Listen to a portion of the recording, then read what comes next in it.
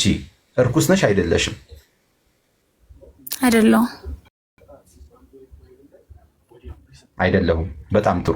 ኦሪት ዘሌዋውያን ምዕራፍ 12 አንቺና መሰሎችሽ ማለት ነው የወር አበባ ስታዩ እርኩስ ናችሁ፣ እርኩስ ተብላችኋል። አይደለም የምትዩ ብሉይ ነው እሱ። ብሉይ የእግዚአብሔር ቃል አይደለም ነው? አይደለም የእግዚአብሔር ቃል አይደለም ሳይሆን ሐዲስ ኪዳን የተሰጠን በምክንያት የእግዚአብሔር ቃል አይደለም። ብሉይ ኪዳን የእግዚአብሔር ቃል ነው። ብሉይ ኪዳን የእግዚአብሔር ቃል አይደለም። በቃ ነው። ስለዚህ ብሉይም በእኔ ከመጽሐፍ እያወራን ያለ ነው ብዬሻለሁ ቅድም። ብሉይ ኪዳን መጽሐፍ ቅዱስ ነው የእግዚአብሔር ቃል ነው ብለሽ መሰከርሽልኝ። በጣም ጥሩ። እንደ እግዚአብሔር ቃል ጥያቄም የእግዚአብሔርን ቃል መሰረት ያደረገ ነው። ስለዚህ ብሉይ ኪዳንም ይሁን አይመለከተንም። ለምን? ብሉይ ኪዳን ላይም የእግዚአብሔር ቃል ስላለ። ኦኬ። ስለዚህ ብሉይ ኪዳን ላይ ያለውን የእግዚአብሔር ቃል መሰረት ያደረገ ጥያቄ ነው የምጠይቅሽ። ኦኬ። ስለዚህ አንቺ እንደ እግዚአብሔር ቃል እርኩስ ነሽ አይደለሽም? እንደ እግዚአብሔር ቃል ብሉይ ኪዳንም ያካትታል። ብሉይ ኪዳንም ያካትታል። ለምን? ብሉይ ኪዳን የእግዚአብሔር ቃል ስለሆነ። በጣም ጥሩ። ኦሪት ዘሌዋውያን ምዕራፍ 12 ቁጥር 10 ላይ እርኩስ ተብለሻል። እኔ አይደለሁም እርኩስ የተባልኩት። ሔዋን ባመጣቸው በደል ምክንያት ሲቀጡ የኖሩ እስከ ክርስቶስ መምጣት ድረስ ሲቀጡ የኖሩ እንደኔ በተፈጥሮ ሴት የሆኑ እህቶቼ፣ እናቶቼ በዛን ዘመን ክርስቶስ ከመምጣቱ እርግማናችን ከመሻሩ በፊት እርኩስ ተብለው ተጠርተዋል። ይሄ ማለት ግን ስለበደላቸው እንጂ እግዚአብሔር የፈጠረውን ፍጡር እርኩስ እያለ ሳይሆን በደላቸውን ግን እያስታወሰ ነው። በዛን ታይም የነበሩ ሰዎችን ብቻ ነው እርኩስ እያለ የሚሰድባቸው እግዚአብሔር እያልሽኝ ነው? ሰዎቹንም ሳይሆን በደላቸውን። ሔዋን ያመጣችውን በደል በሴት ሁሉ ዘር ላይ እየመጣ በሴት ዘሩ ላይ ሁሉ ስላለ በደሏን ነው እርኩስ እያለ ያለው። ስለ በደል አይደለም፣ ስለ ሴት ልጅ ነው። ስለ ሴት ልጅን እግዚአብሔር እርኩስ ብሏታል ወይስ አላላትም? አንቺ እርኩስ ነሽ አይደለሽም? እንደ እግዚአብሔር ቃል አይደለም አላላትም። በጣም ጥሩ። ኦሪት ዘሌዋውያን ምዕራፍ 12 ቁጥር 10 ላይ ሴት ልጅ እግዚአብሔር እርኩስ ሴት ልጅ ነው ያለው፣ እርኩስ ብሏታል። ለምንድን ነው አይደለም? ሴትን እርኩስ ቢል ኖሮ ከድንግል ማርያም ባልተወለደ ነበር ማለት አላለም። እግዚአብሔር አላለም። እያጣመም ካተረዳ ምልህ ለዚህ ነው። እያጣመም ካተረዳ ተርጓሚ የተዘጋጀ በምክንያት ነው ምልህ ለዚህ ነው። ይኸው ልክፈትልሽ። ሴት ልጅ በአጠቃላይ እርኩስ ነች እንደ እግዚአብሔር ቃል። ስላፈረች አላለም ማለች። ስላፈርኩኝ ሳይሆን እውነቱ ስላልሆነ ነው። እሱ እናያለን። እውነቱ የትኛውን እናያለን። ይኸው ኦሪት ዘሌዋውያን ተመልከቱ። ይኸው ኦሪት ዘሌዋውያን ነክቻለሁኝ ምዕራፍ 12 ይኸው ምዕራፍ 15 ቁጥር 10 እስኪ ቆይ ከበታችም ያለውን ነገር የሚነካው እስከ ማታ ድረስ ምዕራፍ 15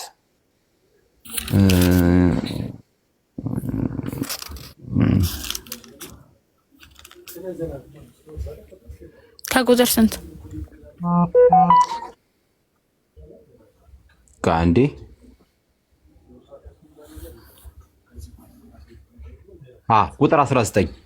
ቁጥር 19 አንብቢው። ይኸው ከፍቼልሻለሁ። እንግዲህ ሴት ልጅ እግዚአብሔር እርኩስ አላላትም ነው ያለችው። ሰምታችኋል። ማን ነው ዋሽው? እሱ ነው ያለው። ቁጥር 19 አንብቢው። ሴት ፈሳሽ ነገር ቢኖርባት በስጋዋም ያለው ፈሳሽ ነገር ደም ቢሆን በግዳጇ 7 ቀን ትቀመጣለች።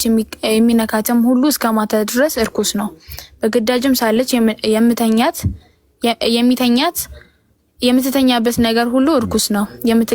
የምትቀመጥበትም ነገር እርኩስ ነው። መኝታዋንም የሚነካ ሁሉ ልብሶቹን ያጥባል፣ በውሃውም ሰውነቱን ይታጠባል፣ እስከ ማታም ድረስ እርኩስ ነው። የምትቀመጥበትም ነገር ሁሉ የሚነካ ሁሉ ልብሶቹን ያጥባል፣ በውሃውም ሰውነቱን ይታጠባል፣ እስከ ማታም እርኩስ ነው። በመኝታዋም ላይ ወይም በምትቀመጥበት ነገር ላይ ቢሆን ሲነካው እስከ ማታ ድረስ እርኩስ ነው። ማንም ከእርሷ ጋር ቢተኛ ግዳጇንም ቢነካው 7 ቀን እርኩስ ነው። የሚተኛበትም መኝታ እርኩስ ነው። ቁጥር 25ን ብቻ አንብቢና እዚህ ጋር ቆሚ። ቁጥር 25ን ብቻ ተመለሽ ላይ ሰምታችኋል። ሴት ልጅ እግዚአብሔር እርኩስ አላለም ብላለች። አንቺኑ ጭምር ነው እርኩስ ያለሽ። ቅድም ለአንድ አረፍተ ነገር 2 ቁጥር ብለህ ነበረ ግን እስቲ ይሁን እሺ።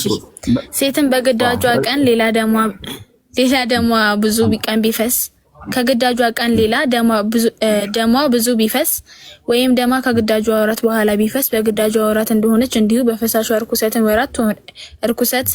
እርኩስነት ወራት ትሆናለች። እርኩስ ናት። ደሟን በሚፈስበት ወራት ሁሉ በቃ እርኩስ ናት። አያ የምረጥክ እንደምታነብ ኧረ ቆያችሁ። አዎ እየመረጥኩኝ ነው ሲስተር። የሚያስፈልገኝን ነው ማስረጃ ብዬ ያሰብኩትን ነው መርጬ ነው የማወጣው። ከዛ በኋላ የሚያፈርስ ነገር ካለው እንኳን ሳትረዳው ትቀራለህ። ተጣመህ ትቀራለህ። እሱ ሌላ ጉዳይ ነው። የእግዚአብሔርን ቃል የሚያፈርስ ነገር አላለችም። እግዚአብሔር ቃሉን በቃል ያፈርሳል ማለት ነው። አታጣማ ማለት አይደለም። መጽሐፍ ቅዱስ ጋር የኔን ቃል ለማጣመም እየተጣደፍክ ነው። ሐሳቤን አሳምታችሁ አሁን ተመልከቱ። እዚህ ጋር ተመልከቱ። እዚህ ጋር እርኩስ ናት። ማን እርኩስ ናት? እግዚአብሔር ማን ነው እርኩስ ናት እያለ ያለው? እርኩስ ናት ያለው ማንን ነው? በወር አበባ ላይ ያለ ማንን ነው? ድገሚው። ኔትወርክ እያስቸገረ ነው። አበባ ላይ ያለች ሴት ሰምታችኋል? እዚህ ጋር ማንን ነው እርኩስ ያለው ስላት በወር አበባ ያለችን ሴት ምን ብሏታል? እርኩስ ብሏታል እያለችኝ ነው። ቅድም ምንድን ነው ያለችው? ሴት ልጅ እርኩስ አላላትም፣ ጭራሽ አላላትም ነው ያለችው። ጭራሽ ሌላ ታሪክ ነበር ስታወራ የነበረችው። ብላህ አለይኩም ሴት ልጅ እርኩስ አላላትም ብላለች። ወር አበባ የምታየው ማነች? ወንድ ነው ሴት ነው? መልሽልኝ ይሄንን። የወር አበባ የሚያዩ ማን ነው? ወንድ ነው ሴት ነው? ሴት።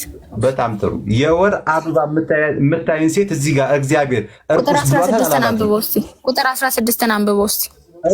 የወር አበባ የምታይን ሴት እርኩስ ብሏታል አላላትም? እግዚአብሔር እዚህ ጋር በዚህኛው ቁጥር ነው።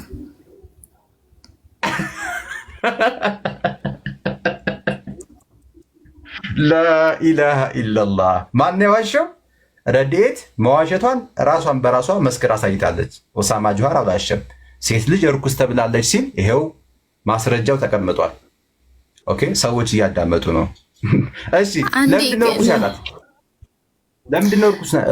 በእርግማን ምክንያት የመጣ የፍሳሽ ወራት ላይ ስላለች ከዛም በኋላ ባሉት ከግዳጇ በኋላ ባሉት ቀናቶች ደግሞ ንጹህ ይላታል። ግልጽ ይሁንልን። እርኩስ የተባለችው ሴት ልጅ የወር አበባ ስለምታይ ነው።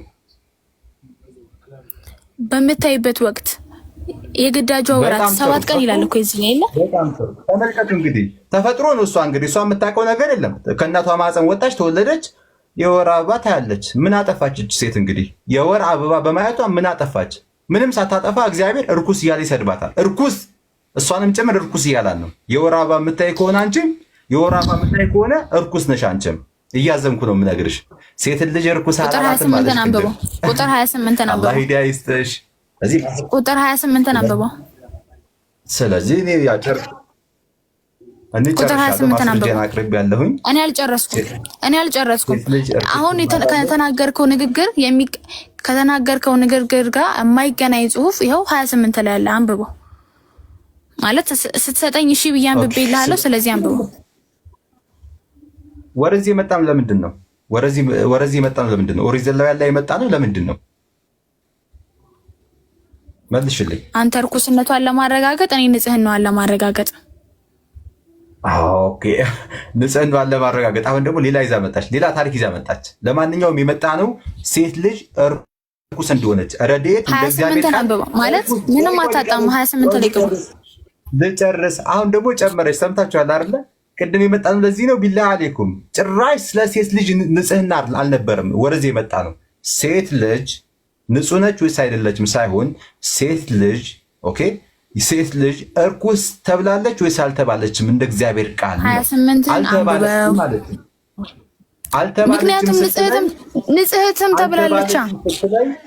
አልተባለችም ስትለኝ አይ ተብላለች ብዬ ኦሪት ዘሌዋውያን ከፍቼ አመጣሁላት። እሷ ደግሞ ጭራሽ አልተባለችም አለች። አሁን እሷ ሴት ልጅ የወር አበባ ስታይ እርኩስ ነች ብላ ራሷ መሰከረች ማለት ነው። ከራሷ ጋር የተጋጨች ነው። 28 ማስረጃዬን ጨርሻለሁ። አው ረድኤት የወር አበባ የምታይ ከሆነ አንቺ እርኩስ 28ን አንብበው። እግዚአብሔር ነው 28ን አንብበው። ማታነበው ከሆነ እኔ አነብልካለሁ። አነብልሻለሁ፣ ችግር የለም። እስኪ ምን እንደመፈጠር አካለ። እሺ 28 ከፈሳሿን ብትነጻ 7 ቀን እሺ አንብቢው። ከፈሳሿን ብትጸዳ 7 ቀን ትቆጥራለች። ከዚህም በኋላ ንጽሕት ትሆናለች። በስምንተኛውም ቀን 2 ዋኖሶች ወይንም 2 እርግብ ግልገሎች ይዛ ወደ ካህኑ ወደ ምስክሩ ድንኳን ደጃፍ ታመጣለች። ካህኑም አንዲቱን ለኃጢአት መስዋዕት፣ አንዲቱን ለሚቃጠል መስዋዕት ያቀርባል። ይሄ ማለት መስዋዕት በብሉይ ኪዳን የቀረ ነው። ከዚህም ውጪ ደግሞ ንጽሕት ብሎ ይጠቅሳታል። ሴትን ልጅ ምን ብሎ ንጽሕት። ከዚያም በኋላ ንጽሕት ትሆናለች። እርኩስ ናት ያላት በግዳጇ ወራት ነው እንጂ ሴት ልጅ እርኩስ አይደለችም። በግዳጇ ወራት ግን በእርግማን የመጣ ግዳጅ ስለሆነ እርኩስ ናት ተባለች። ከግዳጇ በኋላ ምንድናት? ንጽሕት። በቃ ያጁ በቃ ሰምታችኋል። በጣም ጥሩ። ስለዚህ ሴት ልጅ የወር አበባ ስታይ በዛን ታይም ምንድነች? እርኩስ ነች። አይደለችም? በብሉይ ነበረች። በብሉይ ዛሬ አይደለችም። ሌላ ፍልስፍና ተጀመረ። አይደለችም። ምንም አይነት ፍልስፍና አልተጀመረም። ከመጀመሪያ ማቋሚ ይሄው ነበር። ይሄ ቃል የሚያገለግለው በዛን ጊዜ ለነበሩ ሴቶች ነው ማለት ነው። አዎ፣ በጣም ጥሩ። አሁን ላይ በወር አበባ ያሉ ሴቶች እርኩስ አይባሉም የሚል ማስረጃ አምጪልኝ። እኔ እንደሚባሉ አምጥቻለሁ። አንቺ ደግሞ ከማርያም ተወልዷል። ቆይ እሱንማ አልጠይቅሽ። አሁን አልጠይቁሽም ስለሱ። እህት ወንድሞች ይኸው ማስረጃ አቅርብ ያልከኝ ማስረጃ ሰጠው። እሱ አይደለም ማስረጃ ያልኩሽ፣ እሱ አይደለም። እህት ወንድሞች አዳምጡ። ብሉይ ኪዳን ላይ እኔ ጋር እንዲህ ድራማ አይሰራም። ክርስቲያን ወገኖቻችን የሚፈልጉትን ቃል ከብሉይ ኪዳን ይወስዳሉ፣ የማይፈልጉትን ደግሞ እዛው ይጥሉታል። ኦኬ፣ እኔ ጋር እንደዚህ አይሰራም። ይኸው ምን አለች እዚህ ጋር አሁን ሴት ልጅ በወር አበባ ጊዜ እርኩስ ናት አለ መጽሐፉ። በዛም ጊዜ በብሉይ ኪዳን ዘመን የሚላለ እዚህ ጋር የለም። አሁን እንደሷ ንግግር ከሄድን ደግሞ ይሄ እኮ የሚያገለግለው በብሉይ ኪዳን ላሉ ሴቶች እንጂ ዛሬ ላይ ላሉ ሴቶች አይደለም አለችን። ኦኬ፣ ማስረጃ አምጪልኝ። ዛሬ ላይ ያሉ ሴቶች የወር አበባ ሲያዩ እርኩስ አይደሉም የሚል ማስረጃ አምጪልኝ ቶሎ በይ። ከማርያም ተወልዷል ብዬ ከበቂ በላይ የሆነ ማስረጃ ሰጠው። የክርስቶስ መወለድ አልጠየቁሽም? የእኔ እናት አልጠየቁሽም። ማስረጃ ነው። ቅዱስ የሆነ አምላክ እርኩስ ከሆነ ሴት ሊወጣ አይችልም። ክርስቶስ ከማርያም ተወልዷል ወይስ አልተወለደም ብዬ ጠይቄሻለሁ። ንጹሕ የሆነ አምላክ እርኩስ ከሆነ ሴት ሊወለድ አይችልም። በጣም ጥሩ። አሁን እርሷ እንደምትለው እንዲላት ሌላው ነገር ሌላው ነገር ማለት ነው። መጽሐፍ ቅዱስን ስታነብ እየመረጥክ ካነበብክ ልክ አይመጣም። ሙሉውን ፍሎው መረዳት አለብህ። ስለዚህ ክርስቶስ ከመወለዱ በፊት ልክ ክርስቶስ ሲወለድ ጀምሮ ነው እንግዲህ ሴት ልጅ የወር አበባ ስታይ እርኩስ አይደለችም የምትይው አይደለ? ግን ክርስቶስ ከመወለዱ በፊት ሴት ልጅ እርኩስ ነበረች የወር አበባ ስታይ ማለት ነው።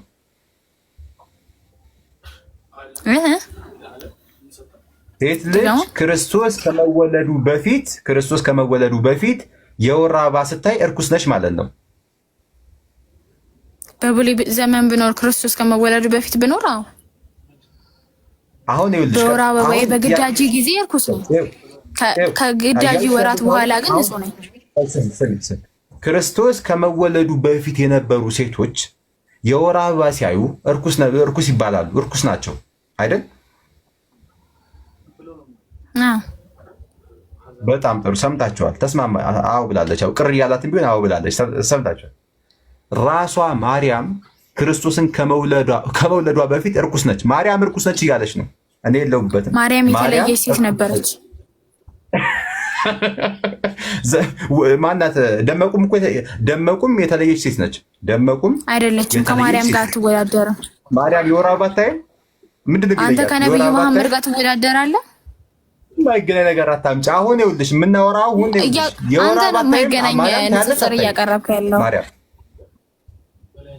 የወር አበባ ታያለች አታይም? ማርያም ክርስቶስ ከመወለዱ በፊት ታያለች። በጣም ጥሩ። ስለዚህ እርኩስ ነበረች ማለት ነው። ለምን ቅድም ቃል ገብተሽልኛል። ክርስቶስ ከመወለዱ በፊት የወር አበባ የሚያዩ ሴቶች እርኩስ ነበሩ ብለሽኛል። ራስሽ ነሽ የመሰከርሽው። ማርያም እርኩስ ነበረች ማለት ነው። በወር አበባ የሚመጣ እርኩሰት ብቻ ሳይሆን ከሔዋን ጀምሮ እስከ ማርያም ድረስ ባሉት የሴት ትውልዶች የደረሰ እርግማን ሁሉ አላገኛትም፣ የወር ኃጢአት አላገኛትም ብለን ነው የምናምነው። ይሄም ማለት ምን ማለት ነው? ሐኪም መድኃኒቱን የቀመመለ ሐኪም የበሽታው ተጠቂ ሊሆን አይችልም። ኦኬ። ስለዚህ ምን እያለችን ነው? ባጭሩ ረድኤት በአዳምና በሔዋን ሲተላለፍ የነበረው ኃጢአት ወደ ማርያም አልተላለፈም ብላናለች። ወደ ማርያም አልተላለፈም። ሰምታችኋል። ማስረጃም ጭልይ ከመጽሐፍ ቅዱስ እስኪ አንድ ማስረጃ አሁን እንኳን እስኪ እስካሁን ተውኩሽ፣ በቃ እስካሁን ዘለልኩሽ። እስኪ አሁን እንኳን ማስረጃ አምጪ። ተሳይ ሰዎች ይማሩባት። ተውት፣ እኔ ዝም ብዬ አላስወጣትም። ሰዎች ይማሩባት። የቱን ያህል ለእምነቷ ማስረጃ እንደሌላት ትንሽ ታገስና አውጣልሃለሁ።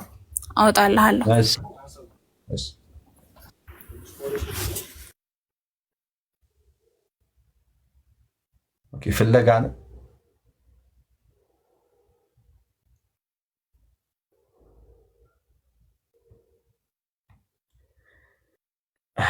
ይሄ ነው እንግዲህ። አሁን እኔ እኮ እያደረኩ ያለሁት ምንድን ነው? እንደው ይሁንላት እያልኩኝ ነው። ይሁንላት እንደው በእሷ ንግግር እንሂድና ይሁንላትና እንደማያስኬዳት ነው ያሳዩዋት ያለሁት። እሷ እኔ ካመጣሁት እውነት ለመራቅ ስትል የበለጠ ኮንታ ውስጥ እየገባች ነው።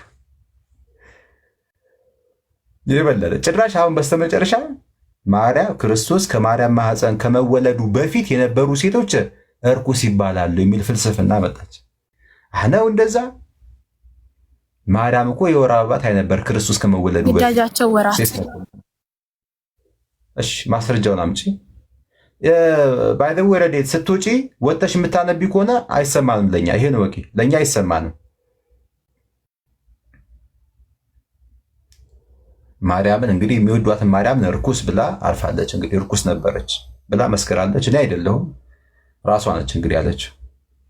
እሷ ትለያለች አለች። እንዲህ ያለ ነገር አልተናገርኩም። ማርያም የተለየች ሴት ናት ብያለሁ። የሉቃስ ወንጌል ምዕራፍ 1 ከቁጥር 48 አንብበው። ሉቃስ ወንጌል ስንት ምዕራፍ 1 ከቁጥር 48። ሉቃስ ወንጌል ምዕራፍ 1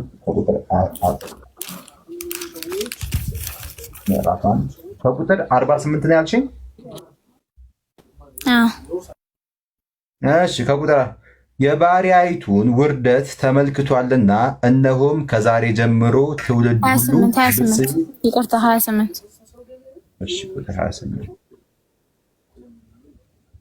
መልአኩም ወደ እርሷ ገብቶ ደስ ይበልሽ፣ ጸጋ የሞላብሽ ሆይ ጌታ ከአንቺ ጋር ነው፣ አንቺ ከሴቶች መካከል የተባረክሽ ነሽ አላት። ልቀጥል። ከሴቶች መካከል የተባረክሽ ነሽ። ማርያም ጋር እንደዚህ አይነት ነገሮች የሉ። ከሴቶች መካከል የተለየች ናት። የተባረክሽ ነው እንጂ ያላት የወር አበባ ስታይ እርኩስ አይደለሽም አይደለም የሚለው። ጸጋን የተመላሽ ሆይ ተብላ በመጽሐፍ ቅዱስ ማለት ነው አይደለም በሴት ወገን በወንድ ወገን ጸጋን የተመላ ተብሎ የተገለጸ የለም። በፍጡራን ወገን ማለት ነው ማለት ቁርአን ላይ ኦስማን ጁሃር የሚባል ሰው እንዲህ መከተል አለበት ተብሎ ስፔሲፊክሊ የተገለጠ ነገር የለም ማለት ራስህ በሰዋዊ አእምሮ በተፈጠረልህ አእምሮ የምትረዳቸው ነገሮች አሉ። ትርጓሜ ያስፈልግሃል ያልኩህ ለዚህ ነው። ሌላ የለሽም። ይሄ ነው በቃ ማስረጃሽ። ሌላ የለሽም። አይዞህ እድል ልስጥሽ። ወላሂ በቃ አያስፈልግሽም። ኮመንት ላይ ራሱ ተመልከሽ ምን እንደሚሉሽ። ማስረጃ ካለሽ እድል ልስጥሽ። እባክሽ አምጪ። አዘንኩብሽ ረድኤት እያሉሽ ነው። የገዛት ወንድሞችሽ አዘንኩብሽ እያሉሽ ነው። አሁን ምን አገናኘው? አሁን ብፅዕት ነች፣ የተባረከች ነች። አሁን ፖይንታችን ተባርካለች ወይስ አልተባረከችም የሚል ፖይንት አነሳን። ሲጀመር ከመጀመሪያው የተለየች ሴት ናት። በቃ እንግዲህ እዩት። እንግዲህ ይሄ ነው ክርስቲያኖች ማለት ይሄ ናቸው። ማስረጃ ብላ ክርስቲያኖች ማለት ብርሃን የሆነ ክርስቶስን የምናምን እውነት የሆነ ክርስቶስን የምንከተል በስላሴዎች የምናምን በብርቱካን መስሎ ሊያጣምን በሞከራቸው በቃ ይብቃሽ። ምንም በቃ ከንቱነስ ነው ይሄ ነው። ከዚህ ውጭ ምንም የምፈጥሪ ነገር የለም። በቃ የባስ ኮንታ እየገባሽ ነው የምትሄጂው። የባስ ወላሂ የባስ ኮንታ እየገባሽ ነው የምትሄጂው። እና ይሄው ናቸው እንደምታዩት ነው። አንድ ማስረጃ እስኪ በአላህ ንገሩኝ፣ አንድ ማስረጃ ያመጣችበትን እስካሁን ለተናገረችው ንግግር አንድ ማስረጃ። እኔ ይሁንላት ይሁንላት እያልኩኝ እያለፍኩኝ ነው። አይታችኋል። አንድ ማስረጃ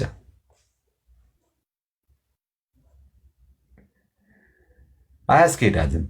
ኦኬ ክርስቲያኖች ይኸው ናቸው። ለእምነታቸው ማስረጃ ማቅረብ አይችሉም። እንዲሁ እዛ የተባረከች ተብላለች።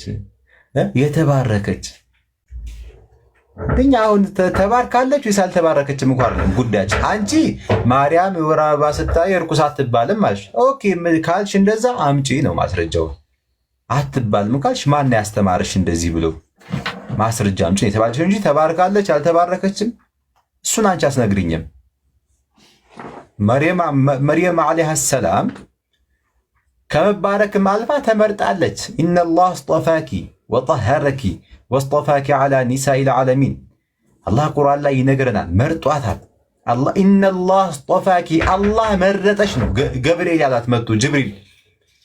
ወጠሀረኪ ንጽሕት አደረገሽ፣ ወስጠፋኪ ድጋሜ ደግሞ መረጠሽ አላት ለሁለተኛ ጊዜ ማለት ነው። ስለመመረጧ አንቺ አታስተምርኝም፣ መጽሐፍ ቅዱስ አያስተምረኝም። ማርያም ማነች? መጽሐፍ ቅዱስ እኔን አያስተምረኝም። ወላሂ ቁርአን ላይ ራሱን የቻለ ሱረቱል መርየም አለ፣ የማርያም ምዕራፍ አለ፣ ራሱን የቻለ በእሷ ስም ምዕራፍ አለ። ከ114ቱ ምዕራፍ አንዱ ሱረቱል መርየም ይባላል፣ የመርየም ምዕራፍ ይባላል። ወይ ደግሞ በአማርኛው የማርያም ምዕራፍ። መጽሐፍ ቅዱስ ላይ አታመጭልኝም። እንደዚህ ዮሐንስ፣ ሉቃስ ነው የምታመጭው መጽሐፍ ቅዱስ ላይ የማርያም ምዕራፍ አታመጭልኝም። ኦኬ ስለ መባረኳ፣ ስለ ሂስቶሪ፣ ስለ ታሪኳ መጽሐፍ ቅዱስ አያስተምረኝም። ቁርአን እስከ ጥግ ነው ያስቀመጠው ታሪኳን። ወማ ኩንተ ለደይህም እያለ አላህ አንተ አልነበርክም በዛን ጊዜ። ማርያምን ማን ነው የሚያሳድጋት? ዕጣ ሲጣጣሉ ማርያምን ማን ያሳድጋት? በኢየሩሳሌም ዙሪያ የነበሩ የተውራት ባለቤቶች ዕጣ ተጣጣሉ። ማርያምን ማን ያሳድጋል ተብሎ ማለት ነው። ዕጣ ማርያምን ለማሳደግ። ይህ ሁሉ ታሪክ አላህ ቁርአን ላይ ነግሮናል። መጽሐፍ ቅዱስ አያስተምረኝም። ከጀነት ይመጣላስ ነበር ዘከርያ እየተገረመ ምንድን ነው የሚመጣልሽ? ከጀነት ከየት የሚመጣ ምግብ ነው ብሎ ይጠይቃታል። እሷ ጾመኛ ሆና ጾሟን ስጨርስ ስታፈጠር ምግብ ይመጣላን ነበር ባለችበት ክፍል ማለት ነው። ይሄ ነው ታሪኳ። ይሄ ምግብ ከወዴት ነው የሚመጣልሽ አላት ዘከርያ። መርየምም መለሰች ከአላህ ዘንድ እንደሚመጣላት፣ አላህም ለፈለገው ባሪያው ያለ ሂሳብ ይረዝቃል አለ። ይሄ ሁሉ ታሪክ ነግሮናል። ዘከርያ ከዛ እዛው ላይ ቆሞ ዱዓ አረገ። እዛው ሚሕራብ ላይ መርየም በተቀመጠችበት ቦታ ሆኖ አላሁ ስብሓነሁ ወተዓላ ያለ ሂሳብ ሰውን ይረዝቃል። ከእኔ መሰለ ፍራፍሬ ለማርያም ከረዘቃትማ አላህ ለእኔም ልጅ እንዲሰጠኝ ብሎ እዛው በቆመበት ዱዓ አረገ። አላህም ደግሞ ያሕያን ሰጠው። ነቢዩላህ ያሕያ ማለት ነው። እነሱ ዮሐንስ የሚሉት ማለት ነው። ዱዓ አረገ፣ አላህ ነቢዩላህ ያሕያን ሰጠው። እና ታሪኳ ሱብሓነላህ። መጽሐፍ ቅዱስ ለዚህ ምን መጽሐፍ ቅዱስ ላይ ማርያምን ማቃት ስትሰደብ ነው፣ በገዛ ልጇ ስትሰደብ። አንቺ ሴት እየተባለች ስትረገጽ ነው ማቃት። ወነዑዙ ቢላህ